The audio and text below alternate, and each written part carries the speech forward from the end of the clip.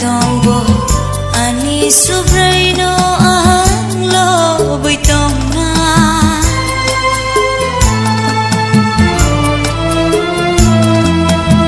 shatok tekto faibo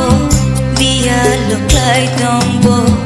ani sobraino ang loboy tong na nini jubama asu kotorno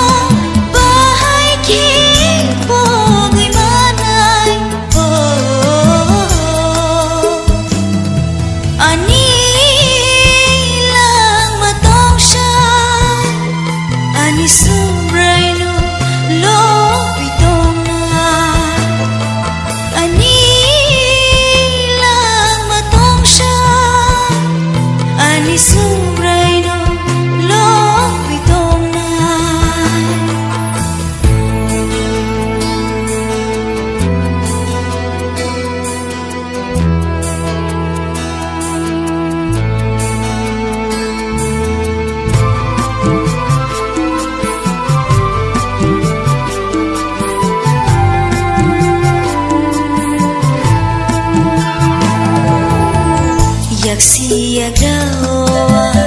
tanggi hintong prubo ani sobraino ang loboy tong na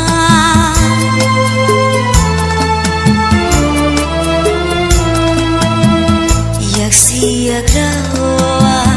tanggi hintong prubo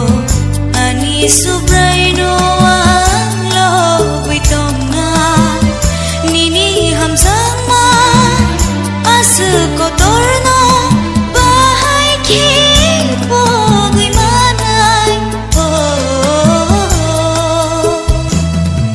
ani